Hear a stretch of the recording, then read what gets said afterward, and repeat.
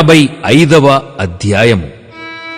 దేవా, చెవియొగ్గి నా ప్రార్థన ఆలకింపుము. నా విన్నపమునకు విముఖుడవై ఉండకుము. నా మనవి ఆలకించి నాకుత్తరమిమ్ము. శత్రువుల శబ్దమును బట్టియు దుష్టుల బలాత్కారమును బట్టియు నేను చింతాక్రాంతుడనై విశ్రాంతి లేక మూలుగుచున్నాను.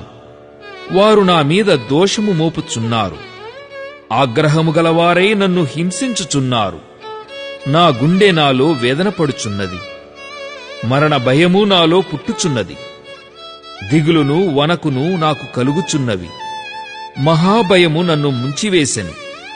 ఆహా, గువ్వవలే నాకు రెక్కలున్న ఎడల నేను ఎగిరిపోయి నెమ్మదిగా నుందునే. త్వరపడి దూరముగా పారిపోయి పెనుగాలిని సుడిగాలిని తప్పించుకొని అరణ్యములో నివసించియుందునే అనుకొంటిని. పట్టణములో బలాత్కార కలహములు జరుగుట నేను చూచుచున్నాను. ప్రభువా, అట్టి పనులు చేయువారిని నిర్మూలము చేయుము. వారి నాలుకలు ఛేదించుము. రాత్రింబగళ్ళు వారు పట్టణపు ప్రాకారముల మీద తిరుగుచున్నారు. పాపమును చెడుతనమును దానిలో జరుగుచున్నవి. దాని మధ్యను నాశన క్రియలు జరుగుచున్నవి.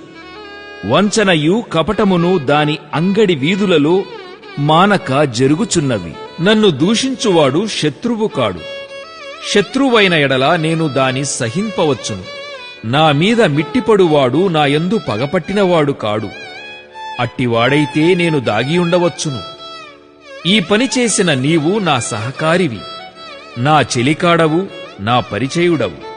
మనము కూడి మధురమైన గోష్ఠి చేసి ఉన్న వారము. ఉత్సవమునకు వెళ్ళు సమూహముతో దేవుని మందిరమునకు పోయి ఉన్నవారము. వారికి మరణము అకస్మాత్తుగా వచ్చునుగాక. సజీవులుగానే వారు పాతాళమునకు దిగిపోవుదురుగాక. చెడుతనము వారి నివాసములలోనూ వారి అంతరంగమునందునూ ఉన్నది. అయితే నేను దేవునికి మొర్రపెట్టుకొందును. యెహోవా నన్ను రక్షించును. సాయంకాలమున, ఉదయమున, మధ్యాహ్నమున నేను ధ్యానించుచు మొర్రపెట్టుకొందును. ఆయన నా ప్రార్థన ఆలకించును. నా శత్రువులు అనేకులై ఉన్నారు.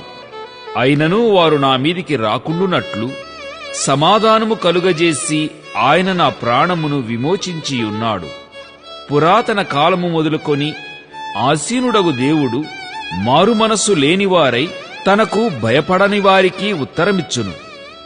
తనతో సమాధానముగానున్న వారికి వారు బలాత్కారము చేయుదురు. తాము చేసిన నిబంధన అతిక్రమింతురు. వారి నోటి మాటలు వెన్నవలే మృదువుగా ఉన్నవి. అయితే వారి హృదయములో కలహమున్నది. వారి మాటలు చమురు కంటే నునుపైనవి. అయితే అవి వరదీసిన కత్తులే. నీ భారము యెహోవా మీద మోపుము. ఆయనే నిన్ను ఆదుకొనును.